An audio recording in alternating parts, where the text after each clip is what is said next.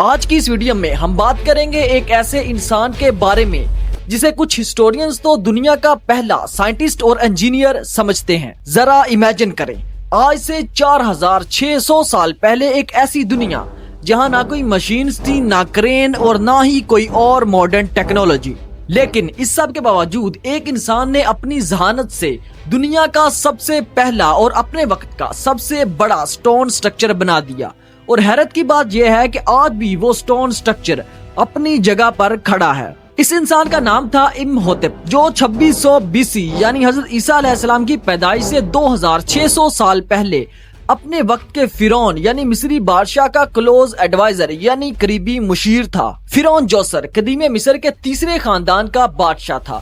یہاں یہ بات تو ہم سب جانتے ہیں کہ مصر کے بادشاہوں کا لقب فرعون ہوا کرتا تھا، لیکن آج کی اس ویڈیو میں ہم صرف امہوتپ کی ہی بات کریں گے۔ امہوتپ کوئی عام انسان نہیں تھا، وہ ایک معمار، ایک اعلیٰ پجاری اور ایک اسکالر بھی تھا، یعنی آج کی لینگویج میں اسے ایک ملٹی ٹیلنٹڈ جینیس کہا جا سکتا ہے۔ اور کچھ ہسٹورینز تو اسے ابتدائی معروف سائنسدانوں میں بھی شمار کرتے ہیں، کیونکہ اس وقت سائنس کوئی الگ سے فیلڈ نہیں ہوتی تھی، اس لیے امہوتپ کو ایک ملٹی ٹیلنٹڈ جینیس کہنا ہی زیادہ درست ہوگا۔ سب سے پہلے اینشینٹ ایجپٹ یعنی قدیم مصر کو تھوڑا سمجھ لیتے ہیں۔ قدیم مصر ایک ایڈوانسڈ سیویلائزیشن تھی جو حضرت عیسیٰ علیہ السلام کی پیدائش سے تقریباً 3000 سال پہلے سے اپنے آغاز میں موجود تھی اور ہزاروں سالوں تک مختلف شکلوں میں موجود رہی۔ یہاں کے بادشاہوں کا لقب فرعون ہوتا تھا اور لوگ انہیں صرف بادشاہ نہیں بلکہ خدا کا نمائندہ سمجھتے تھے، اور مرنے کے بعد انہیں باقاعدہ خدا کا درجہ دے دیتے تھے اور ان کے لیے بڑے بڑے مقبرے تعمیر کرتے تھے۔ جیسا کہ ہم جانتے ہیں کہ امہوتپ تیسرے فرعون جوسر کا سب سے قریبی اور با اعتماد مشیر تھا۔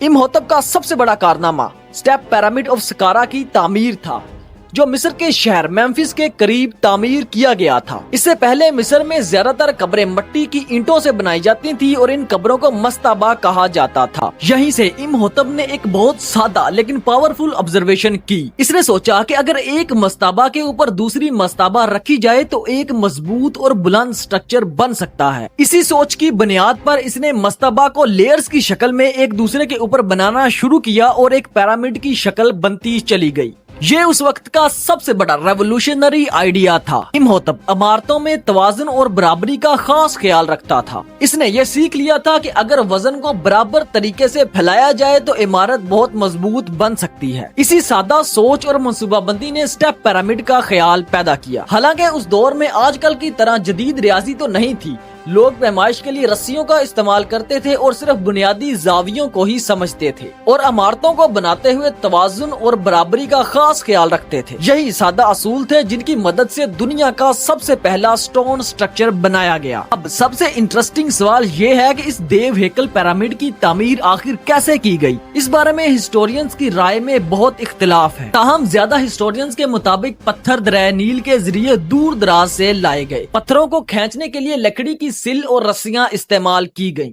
ہزاروں مزدوروں نے مل کر کام کیا اور یہ کام کئی سالوں تک چلتا رہا۔ کیونکہ اس دور میں کوئی جدید مشینری تو موجود نہیں تھی، اس لیے صرف ٹیم ورک، محنت اور پلاننگ سے ہی یہ کام مکمل کیا گیا۔ تاہم ایک اہم حقیقت یہ ہے کہ قدیم ریکارڈز میں یہ صاف نہیں لکھا کہ اس پیرامڈ کا ڈیزائن امہوتپ نے خود بنایا تھا یا نہیں، لیکن بعد کے ہسٹورینز اسے ہی چیف آرکیٹیکٹ مانتے ہیں، یعنی سادہ الفاظ میں وہ اس منصوبے کا دماغ تھا اور کام بہت سے لوگوں کی ٹیم نے مل کر مکمل کیا۔ امہوتپ کو بعد میں فادر آف میڈیسن بھی کہا جانے لگا اور اس کے نام کے ساتھ کچھ طبی علوم بھی جوڑے جاتے ہیں، جیسا کہ ایڈون سمتھ پپائرس، یہ سرجری اور زخموں کے علاج کے متعلق ہے، اور ایبرس پپائرس یہ مختلف بیماریوں اور ان کے علاج کے متعلق ہے۔ اس میں ہربل میڈیسن اور ان کی پرسکرپشنز درج ہیں۔ یہ تصانیف امہوتپ کے زمانے کے قریب کی ہیں، لیکن یہ واضح نہیں ہے کہ ان کا اصل مصنف کون ہے، لیکن بہت سے تاریخ دان اسے امہوتپ سے جوڑتے ہیں اور اسے دنیا کا سب سے پہلا ڈاکٹر سمجھتے ہیں۔ ان قدیم میڈیکل ٹیکسٹ سے ہمیں یہ بھی واضح ہوتا ہے کہ اس دور میں بھی علم طب کتنا ایڈوانس تھا۔ इमहोतब की मौत के बाद लोग इसे भूले नहीं, बल्कि लोगों की नजर में इसकी इज्जत में मजीद इजाफा हो गया। यहाँ तक कि कदीम मिस्र में इसके नाम पर बाकायदा मंदिर भी बनाए गए, जहाँ लोग दूर दराज से आते थे और शिफा के लिए दुआएं करते थे। यानी इमहोतब अपनी मौत के बाद लोगों की नजर में एक रूहानी और मुकद्दस शख्सियत बन गया था। सिर्फ यही कुछ नहीं, बल्कि इसे बाद में शिफा के देवता के तौर पर भी माना जाने लगा। इमहोतब के बारे में कुछ सवालों के राज हमें मिल चुके हैं और कुछ राज ऐसे हैं जो आज भी मिस्ट्री बने हुए हैं। क्या इमहोतब वाकई ही एक मल्टी टैलेंटेड जीनियस था, और क्या इसने खुद दुनिया के सबसे पहले पिरामिड का डिजाइन बनाया था, और इतना बड़ा स्टोन स्ट्रक्चर आखिर बिल्ड कैसे किया गया? लेकिन एक बात बिल्कुल क्लियर है कि इमहोतब ने दुनिया को ये करके दिखाया कि अगर इंसान चाहे तो नामुमकिन को भी मुमकिन बना सकता है। इसलिए वो सिर्फ एक आम सा मोमार नहीं, बल्कि एक ऐसा इंसान था जिसने सोचने का अंदाज ही बिल्कुल बदल दिया था। इसीलिए तारीख में इसे एक ट्रेंड चेंजर के तौर पर याद रखा जाता रहेगा।